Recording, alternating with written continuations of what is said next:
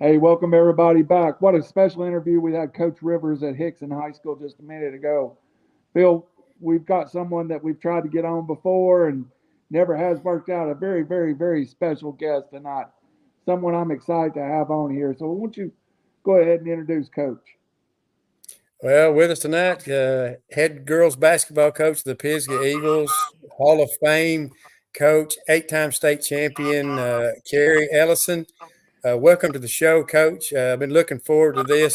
You've been at it for a long time now, but I guarantee you time has gone by fast as being the basketball coach at Pisgah. Well, that just depends on which year you're talking about, but Yeah. it has been a good ride, been exciting at times. We've taken our lumps, but I wouldn't trade it for any other job in the state. Of course, Coach, you've won. Of course, as we said, eight state championships. You won five in a row at one point, which ended from 2018 to 2022. Then you got state championships in '97, 2003, and 2005. Turning back the clock in 1997, when you won your first one, that had to be special. But you had no idea you were going to have the success you've had over the years. Oh no, sir. We started out 1-4 that season. Lost our first game to Geraldine by about 25 points, and I was thinking, what have I got myself into? Uh, we finally got it together a little bit after about 4 or 5 games and started playing better. Got on that roll at the end. We lost in the finals of every tournament we played in until it came to the region. And, uh, got beaten the area pretty bad by North Sand Mountain, and then went to VAR and pulled the upset up there. They were ranked number 4. Went to Jacksonville, play Aniana, and they were highly ranked. And local sport had Coach Bates' younger sister, the Basel girl, playing for them, and we took it them too. And UMS right in the semis, and then actually I would Christian in the semis and UMS right in the finals. And, I went from from the lowest to lows to the highest to highs all in the same season. It really set a table though. It set expectations really high. It was hard to live up to for a while. Yeah, definitely so. Well, Coach, of course, you graduated from North Sun Mountain, and then also finished college at Jacksonville State. What made you get into coaching? What made you want to be a high school coach? I I think I'm just like everyone else. I didn't want to give up playing, but I wasn't good enough to keep playing college or anything. I played for Coach Glenn Hicks, and he's in the Hall of Fame there in Jackson County and should be in the state soon. Played for Coach Red Strickland, who is also uh, a Hall of Famer in Jackson County, and I believe he is in the State Hall of Fame. They really instilled a love for the game, and at first I thought I wanted to be a football coach or probably anything else but a basketball coach, but it all just kind of fell into place. And it was, once I got out of school and got to teaching, it just fell in my lap almost like it was intended to be. So, I never would imagined way back when that still be trying to coach girls basketball after 30 or 28 seasons and having the success we've been fortunate enough to have. Well, Coach, of course, you came to Pisgah, I think it was in 1991, and then, of course, you took over the program, I believe, in '96. And I know you've taught about English, driver's ed, physical education. Do you consider yourself a better basketball coach or a better teacher?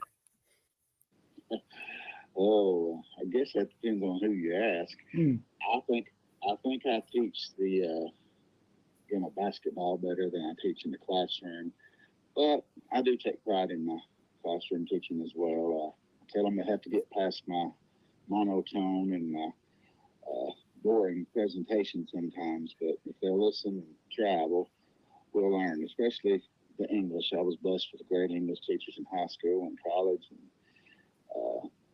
just sort of had a passion for writing and things back then. And of course, when you get lucky enough to get the PE job, sometimes that's a nice way to go too. So, if a better teacher, I'd say if it teaches the game better, probably teach the game better than I coach the game. Yeah. Well, Coach, of course, I mean, who originally hired you to be the head basketball coach at Pisgah? When I hired me was Ronnie Shelton.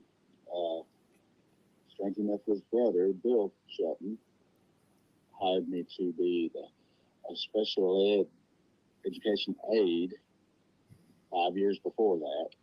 And when he had retired, Ronnie was the principal. Coach Dale Hancock was the girls' coach, and he left to be the assistant principal. So the door was open, and I didn't know for sure if I really wanted to jump into girls' basketball. It was never on my radar, but I talked to a few of the parents, and they really were encouraging to go out and apply for it. I called him up and said, let's talk. And he said, come on over. And we sat down beside the swimming pool there at his house and talked for about 45 minutes. And when I left, it was a done deal. Yeah, that's a great story. How things get kind of crazy, how those kind of things fall. And of course, you started in that, I believe it was 1996, as being the head coach at Pisgah. Or you have coached some outstanding players. I just went through because I remember from doing radio. And of course, you were talking about your monotone voice, but I can remember one thing you are is a lot of times a snazzy dresser.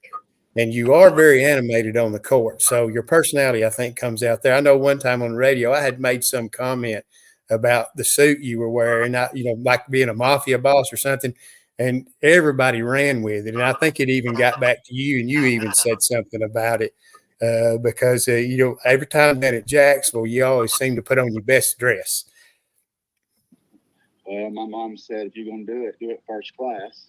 And if she were still around, she'd probably be upset with me for not going down there the last few times in a coat and tie. But yes, I do remember that, and it was I enjoy doing that. I think if you're going to do it, it needs to be like a business trip, and you might as well go over the top a little bit. My first girls team bought me that red jacket or red sport coat back in Christmas of '96, and I have not worn it in every state championship, but I've worn it in most.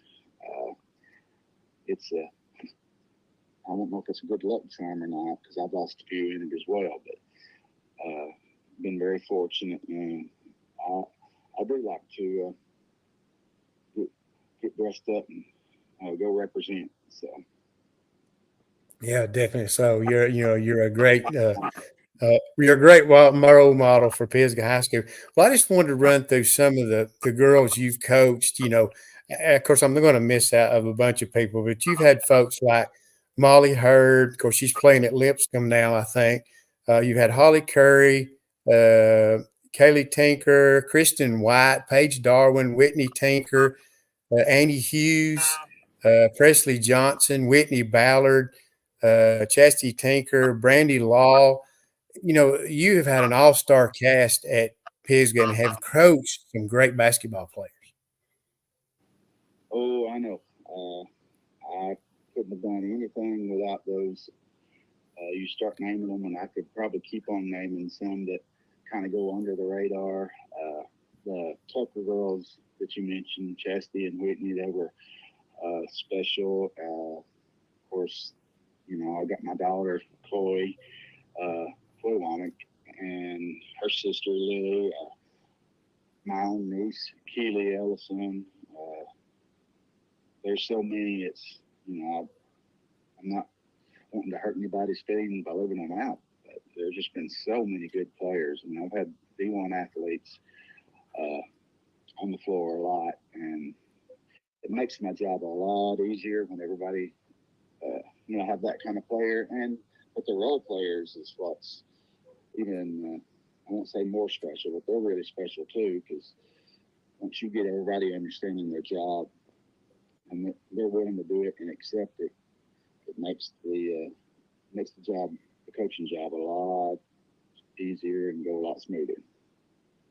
Well, Coach, one I want to bring up, and it's one I know, and I'm bringing this up because of a friend of mine, but Hayden Kirby played with you at one point, and of course, her dad John was the principal at Pisgah and also coached football.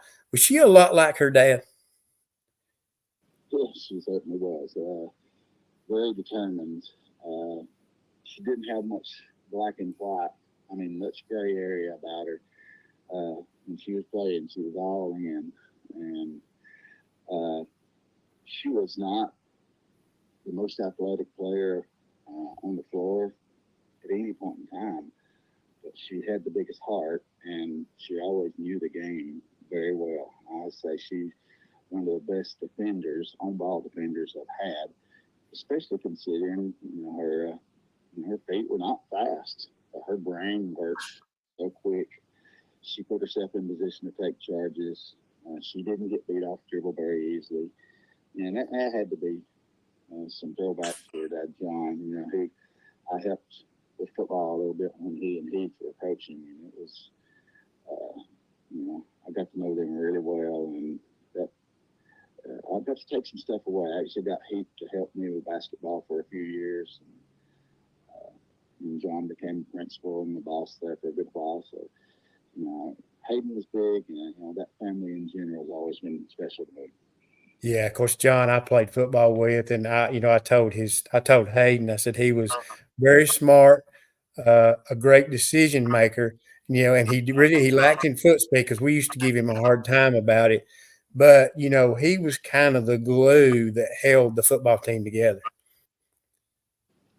I can say that because I know that Hayden, both on the softball field and on the basketball court, leadership was her specialty. There were times where I'm sure she was not completely sold on what was going on at times, but she always bought in and really did a good job of trying to execute whatever we were doing. So on and off the court, I know as a player it gets frustrating sometimes.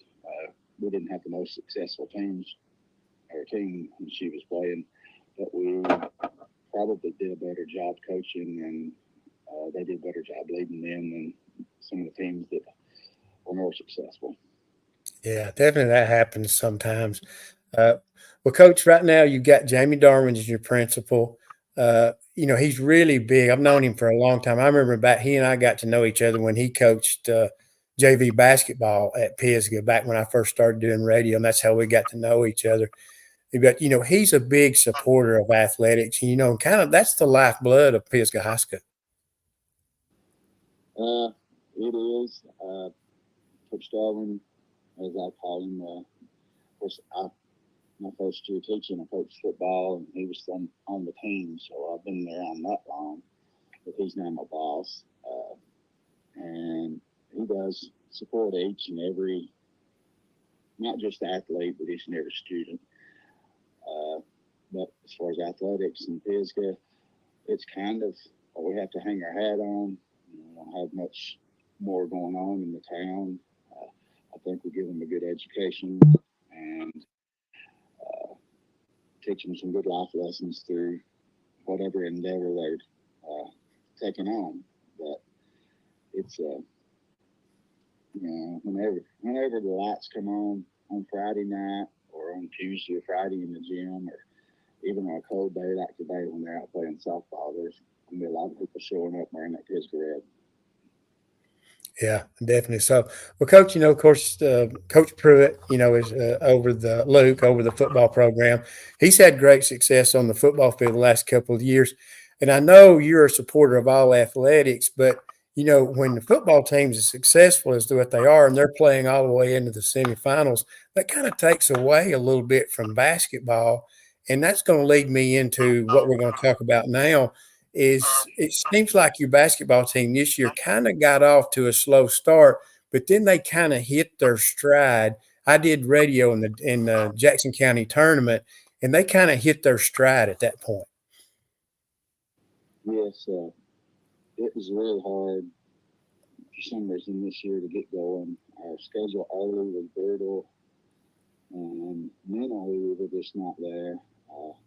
Our girls really got into supporting the football team this season, and I think they all were real disappointed when we lost to Pop that second time. But, we did do a good job of bouncing back and putting little runs together in spite of the schedule. And there's some good teams, really good teams around this time. And it was definitely a challenge to get going. It was even more of a challenge for the boys. I don't think they ever really recovered from football season. I did coach them last year, and we were able to finally catch a run last year. But for the boys, they couldn't. They never really got past that ending, I don't think, and they were stayed injured all the basketball season. And then, it was a struggle as well. But I think they're doing fine in the future. Coach Brittany and I would look for them to go into semifinals at least again. I would be shocked if they didn't. And, I believe the girls, we're ready. We're primed and ready to make another run at this 2A thing next year. Ida moves out, but Susan Moore comes down. Lynette. It looks like they'll probably go into the Central region when it comes time. So if we could get to them, it would be at the state tournament. So, looking far enough ahead to know we got a good shot if we can put all the pieces together. And I'm pretty excited about getting started over. But I let these kids make sure they get through and have a successful softball and track season. But we're going to be ready to go in about 6 weeks. Well, Coach, I mean, I know that the year ended disappointing, but a region runner-up finished up 17-10, did win the area championship, but of course lost in the region final. But, you've got some great parts coming back. I know Campbell Barron, she ended up as a sophomore, made All-State. I saw her very impressive player. And I think as she gets more mature, she's going to spend a lot of her time at the free throw line because she can flat take the ball to the basket. But you've got a lot of other parts coming back. I want you to mention as many girls as you can from the basketball team and what you're looking at them in the future. Well, I'm really excited about next year. One reason because we're going to have a little bit more depth. Had a good group of seniors. They just had never really gotten the shine on the varsity level, and it's hard to come in as seniors and not have a lot of experience and be able to pull the wagon. But in the upcoming year, 2 more sophomores that's been playing varsity since the 8th grade. That's Popper Anderson, who is a really pure shooter, long. She makes some things happen pretty good. Paisley Patalis is another sophomore. She made all-region team last year, and if we'd have won this year, probably have made it this year too. If she didn't, I can't remember for sure. Ashton Childers will be a senior. She's about 5'11", a good solid post player, averaged 10 rebounds a game for men, like almost a double-double. I think she averaged 9 points and 10 rebounds a game. Then some of the ones that's going to be moving up are exciting. I got another big, Allie Romans. I guess she's 5'10", 5'11", very aggressive, long and quick. Taylor Bale will be a sophomore. Her mom's Christy Holt from section, and remember how good she was. Well, Taylor's as good and probably going to be better before it's all said and done. Grace Samples, she'll be a sophomore, really good shooter. does a good job of getting to the rim. We just really got, there's others.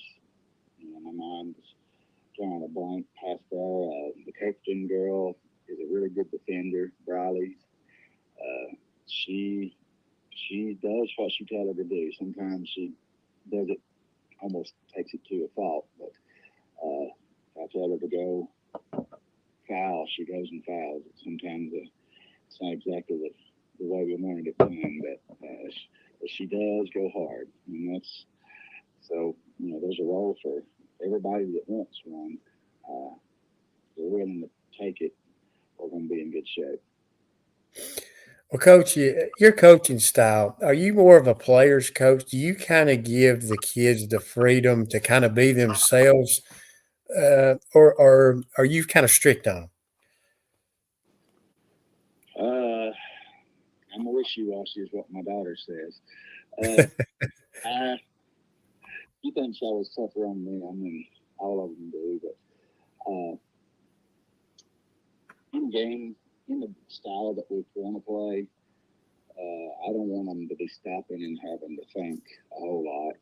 So sometimes it looks a whole lot more like freelance than it actually is. We have rules, and we're running. If we ever stop and run a set, it becomes more obvious that we're trying to accomplish something. But on a fast break, it sometimes looks very ugly, and that's kind of the point. Try to ugly up some games and let the athletes play.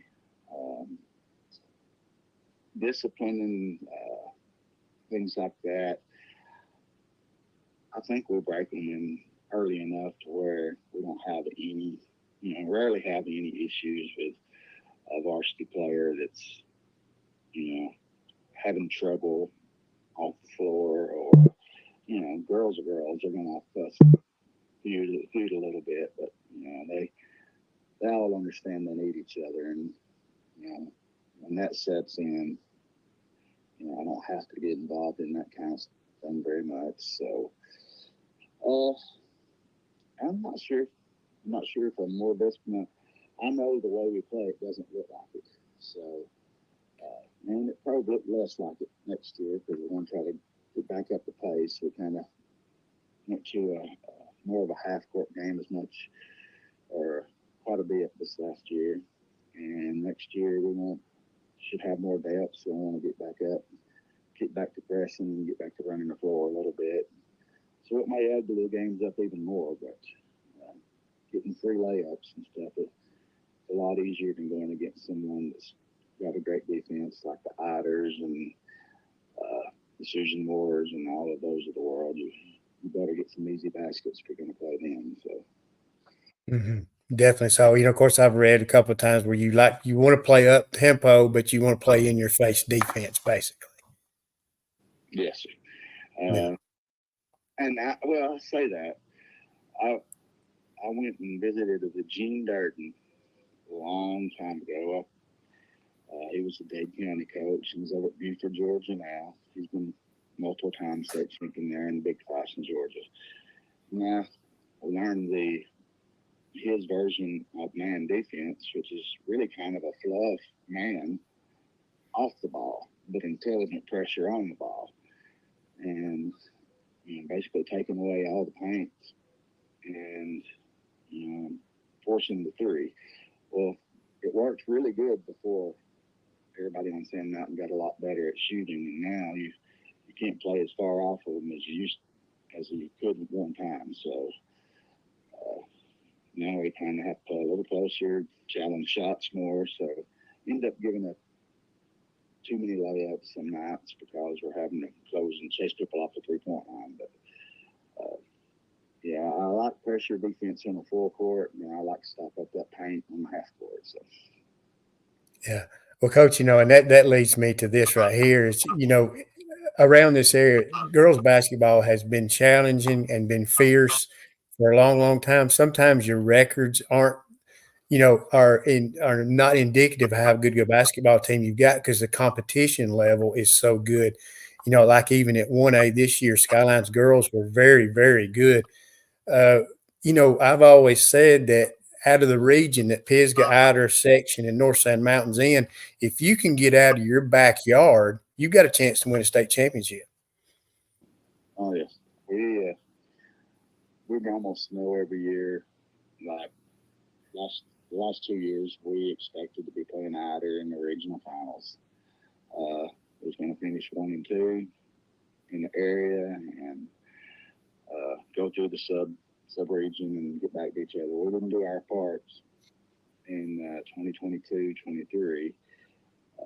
We got beat by Lynette. And Solid that that is one of the biggest high school teams we've ever played. And, we couldn't make shots and we couldn't get a rebound against them, so we didn't do our part there. But this time we were able to take care of them and got back to Ider. But Trader was back and on a mission. Kenzie Smith and Ider played lights out that night, and we didn't have anything for them. We couldn't make shots and got in foul trouble early. So, they really took it to us there. But it is a challenge on Sand Mountain, Jacksonville, DeKalb, Marshall County. You pretty much have to bring your A game nearly every night. Yeah, and of course, that gets me too. Of course, you're the region runner-up once again and did lose to Ider in the region final. And like you talked about McKinley Traylor coming back, she had only played like 5 games for the year, but she was injured most of the year. Of course, the other girls on that team did a pretty good job of kind of holding things together until then. Of course, you won the area championship at Ider, which was a big thing. But, McKinley is a difference maker. I mean, and I know Ider is your rival, but, hats off to Jamie Pruitt. He won his first state championship. And, as a coach, you have to be proud for him. Oh, yeah.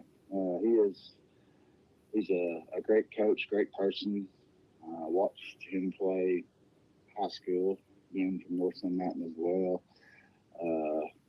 Always enjoyed watching him play. I can't decide whether he was a better player or a better coach. Some days it's hard to distinguish between the two. I still wouldn't want to try to play him one-on-one in basketball. And, I don't like matching up against him in coaching either. So he's done a great job over there. He's doing a great job everywhere he's been. Yeah. And so it was, if we couldn't win it, I'm glad that Coach Pruitt was able to get one now. And of course, in that, like you had spoke on this earlier, now Ider drops down to 1A. Of course, they're going to have to deal with Spring Garden now. That's a different animal. And of course, now you've got to deal with Susan Moore, who, they've been very good. They lost to Plainview in the region final in Class 3A. So year in, year out, they've been very good. So it's still going to be tough, even though you won't have Ider in your area. But I'm sure you'll still play them during the regular season, and I know you'll see them during the Sand Mountain Tournament probably. Oh yeah, I believe that Coach Smith's got it scheduled up for next year. He asked me if I wanted to play. I said it's fine with me. I don't care who we play. Really, we just don't need to be. It don't need to be too hard, and it don't need to be too easy. So, we like to have someone we know we're going to win, but we also like to be challenged, and that's why we keep the Iders on the schedule. And we'll keep Decatur Heritage, which was in their regional finals in Northwest in 2A last year, and several others. And we'll travel somewhere during Christmas and get a taste of some real big girl basketball is what I call it. Last year we were at Smokies, and I'm not sure where we'll be this Christmas break, but I do know that we'll always see some really challenging teams when we take those trips. It's an opportunity to do some bonding, learn how to be away from home and how to put up with each other. A lot of good things come out of those traveling to some of those tournaments, and some of them never get another opportunity. So, we always try to do something special for them after Christmas. Looking forward to that. Just got to make some decisions on which one right now. Well, yeah, Coach, this reminded me of a story. I remember when John Kirby was coaching the football team at Pisgah, and they played in the finals down in Birmingham. And you were talking about taking the road trip and having the bonding and all that. He told me, he said, Phil, you're not going to believe this. He said, but when we took our trip to Birmingham, about the half of the football team, that's the furthest they had ever been away from home. And he goes, and that's not saying that people in Pisgah are bad folks. It's just that they don't go a lot of places. And he said, so this was a big adventure for them just to make a trip down to Birmingham. Is that the way you see it now? It was at one time. I am a very fortunate coach that a lot of my kids, they have a lot of good support at home. They play travel softball or basketball. They've made the trips. They've had a good, well-rounded life with their athletics or their family life. I know there's always a few, because when we take these trips, we find out that our first trip to Orlando years back, there was probably 10 people who'd never flown, and they were not excited about it. And then a couple of them never been to Florida. They went to Orlando, their tournament down there at Disney World, and but it's memories they'll never, they're never going to forget. And they may not. Some of them may never go do it again. But I have to brag on my parents. They really go over and above and beyond to make sure their kids have good experiences too. So, but I do remember when the Birmingham with those guys and looked around, and they'd never saw buildings that high, except for if they had been to Chattanooga, which is questionable for some of them. So, Yeah. Thanks. Yeah. Yeah, that's amazing. That you don't realize that, but of course, winning basketball games is your job, but making these kids winners in the game of life at the end of the day is what you actually want to see. You want them to come back and thank you for what for what you taught them, because when they become great people, that's a lot more satisfying, and a lot more rewarding for a coach. Well, we have each year, if we make the playoffs, like Jacksonville or even Birmingham, we have groups of our former players that get together and try to buy dinner for the team. Some will come speak to them occasionally. They really try to give back, and that's something that's invaluable to me. I really love getting to hear someone that I coached 20 years ago still call me coach, and I'm going to help out. I'm going to be a part of our programs, and it's pretty humbling as well. I tried to count up how many players I've had so far, and try to keep up with them. I've had 3 doctors, 4 or 5 in the military. I've probably got 20 teachers, at least 20 teachers now, and a whole lot of good mamas. So it really has been, a blessing I probably didn't deserve. I know I didn't deserve, but it's always been a great place to be, and they just keep giving back too. So. Yeah, and I understand what you mean, Coach. As you're young, you don't really realize these things, but you get a little older. And like I've been in radio this fall will be my 32nd year, and colors really don't mean anything. What schools you get to where you root for the student athletes individually, how they do when they take those hats off is what I'm interested in. And any way you can raise them up and make them feel good about themselves. That's what's rewarding being in radio.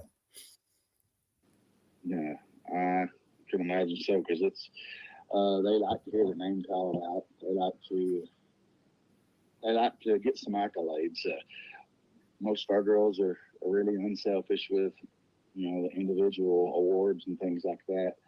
However, they always feel good when they hear something good is going on, when they hear their name mentioned, and it's associated with something positive. They are all the kids like that, and so we try to put them out there as much as possible, but at the same time, we want to keep it focused on the team first. And sometimes it's hard to promote one or two when you need to be focused on the team. So, but the girls handle it pretty well, and of course, as you said, that the lessons they learn, and just the ability to be able to look back and have great memories on what they did when they was in high school and pay it forward is always just a thrill to see.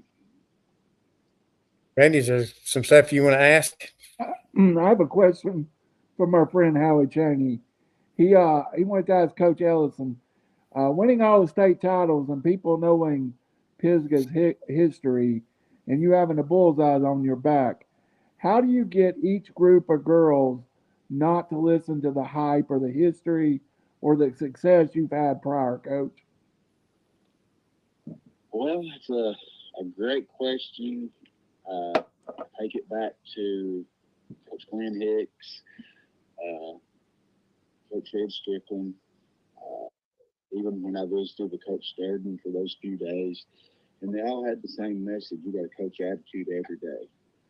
Coach attitude, team attitude every day.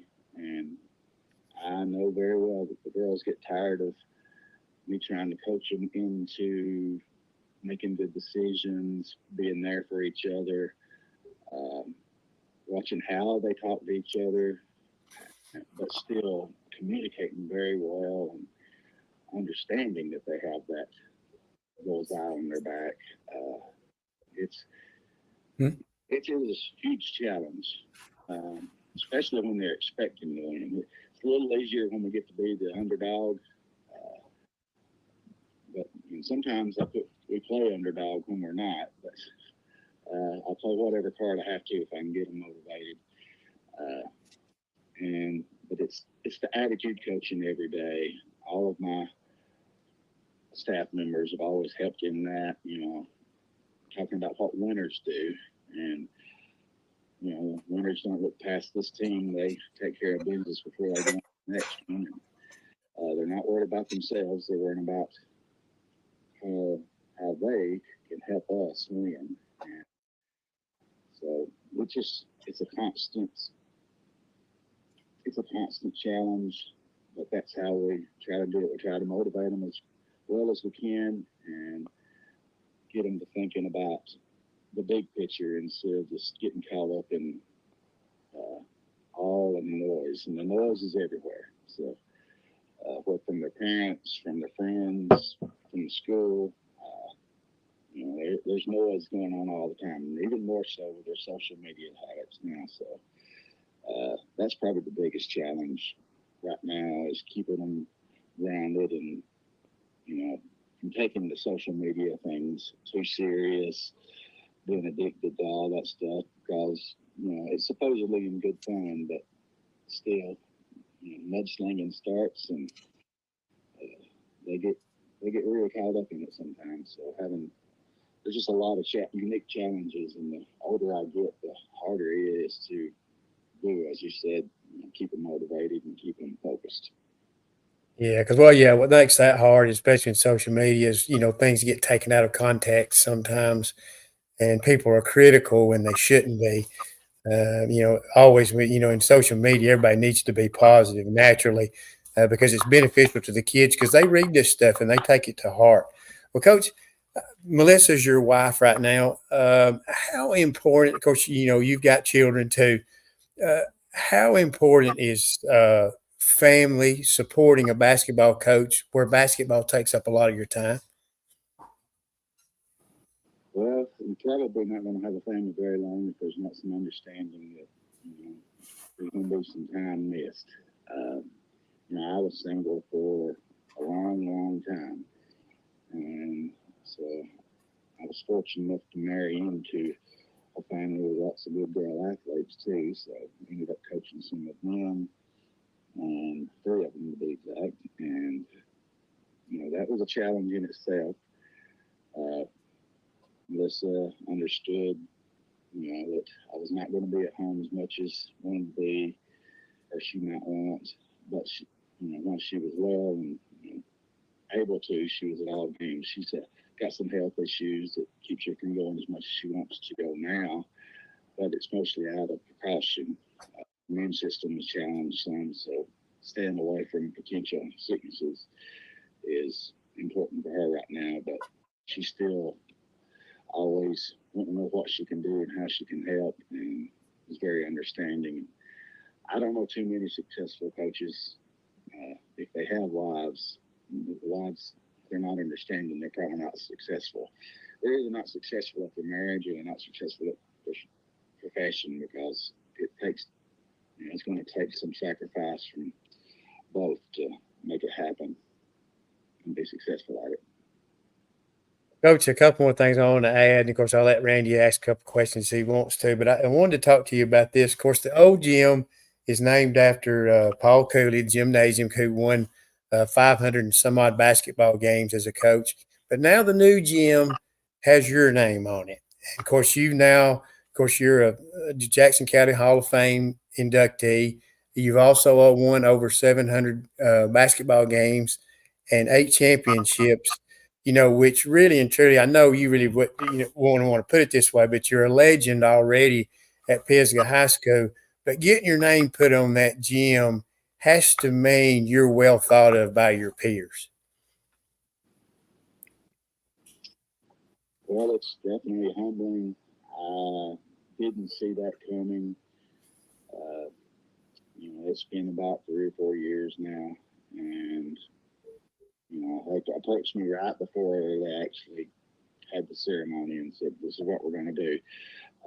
And they kind of knew they had to, because they had invited most of my family to come to the game, and I wasn't expecting them to show up, for that particular game. That moment was really special. I got to share it with my mom and dad, my brothers, wife. We're all in the same place there, and it was a very special moment. I wouldn't have thought anything like that would happen, like I said, way back when. But we just keep on rolling. I keep trying to find that exit, but I haven't found the exit yet. So we're going to keep trying until God shows us where we need to stop. So.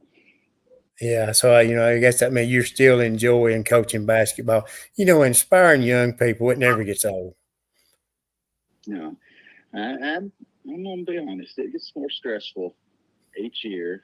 I think it goes back to what we was talking earlier, trying to motivate them and keep them focused on what needs to happen.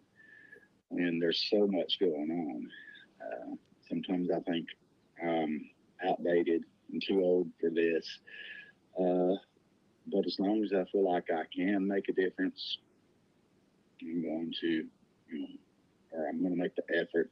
Or if it just gets to where I'm just so tired, mentally and physically, that I can't keep going. And I think I'll know when the time's right, but it's not right now. At least I don't think it's right now. So we'll see what takes place over the next few years. I get to looking down the hallways and through the classes, and we've got good young players. All the way down the 6th grade was a very good team. Our junior high should have won the county tournament. We just had a bad night. JV won. So it looks good for several years to come. Makes it hard to walk away. Yeah, definitely so. Randy, is there anything you want to add? Coach, I just have one question to add, and we'll let you get out of here. And we appreciate your time so much. What has AAU basketball changed the game over your career? It's had good and bad. We, used to, it was just the elite players that got to play AAU. Now more and more players are getting involved, which is a good thing. Especially if they're getting good coaching. If they're out just playing, street ball, or as some of our coaching circle call it, daddy ball, sometimes it can hurt more than it helps. Sometimes they need to be in the gym working on their game more than they need to be playing 100 games in the summer. But it just depends on the player, really. It has changed a lot. I've heard of a few players around that don't play high school, but they play AAU and travel ball all spring and summer. They don't play high school basketball, and that's mind blowing because there's nothing quite like a Tuesday or a Friday night big home game versus going to one of these travel games where most of the people there are there for themselves or their family and their kids, and that's about it. But it has its good and its bad. I'm not gonna dog it because I've had players like Molly Hurd and Annie Hughes that played at a very high level, and it always made them better. Campbell Barron plays at a high level in the summer, and it makes her better. But I could also go back and say Holly Carey. She was a high-level basketball player, and she spent all her time playing softball in the summer. And so it's not an absolute necessity. You just got to be willing to pay the price sometime. So whether it's through your own training or through your AAU, and it's good coaching, we'll just want them in the gym when they can get there somehow. Well, Coach, to spin off of that, I don't know if you saw the interview with Gino Auriemma, and he was talking about AAU basketball and said that AAU basketball is good if they have practice time. If they just go play games, it makes them lack in the fundamentals, he said, because to be a great basketball player, you have to be able to dribble through traffic, and a lot of that's learned in practice, not just by playing games. That's why I said some of mine have some elite training they go to outside of basketball, outside of practice, but I couldn't argue with Coach Arian at all. If Molly Hurd played for Coach Mike Chase, who was at Spring Park and now at Orange Beach, and he was her AAU coach. Well, their practices and their team was ran just like one of his high school teams, which meant she saw discipline. She saw role playing. And she had to learn how to do everything. She wasn't allowed just to get around and shoot. She had to play defense. She had to rebound, and that carried over for sure because Coach Chase is a great coach, and he demanded great things out of him. And as long as the coaches are doing that, the only other negative I've ever seen is sometimes it becomes a little bit of a recruiting ground for other high schools. But, you can't blame them. If you can get a player, you better take them. But I get worried sometimes when the good players get off playing that they're going to find somebody else or somewhere else to go. And at a small school, we can't afford to lose good athletes. Absolutely. Coach, we'll wrap it up tonight, and we appreciate your time. And thank you so much. It's just amazing to have you on and talk about these 8 teams and a lot of special times in basketball for you over the years. Well, I've had, and like I said earlier, some of the teams that achieved the most had the least talent. They didn't get to win a state championship, but they made the playoffs. They got to make that trip to Jacksonville State, and they got to, overachieve and be really proud of those teams as well. And I've lost 6 state championships, so it hadn't all been great. But I think a lot of people will take it. I know I never really expected anything like this, but I'm looking forward to it. And I really feel we finished 21-11, not 17. So I will make sure he corrects that. I'll correct that with him. But I appreciate it, Coach. Thank you very much for your time. All right, thank you. Thank you. Appreciate everything you do. Thank you very much, Coach.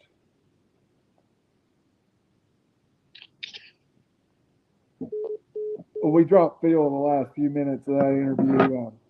Coach Ellison, what class. I enjoyed that interview. For Phil Harris, who dropped, we've had two tonight. Coach Nick Rivers, Coach Carey Ellison, two class individuals. Thank you for watching Beyond the Booth.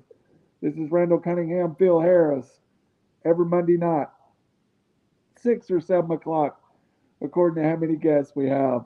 Come and join us.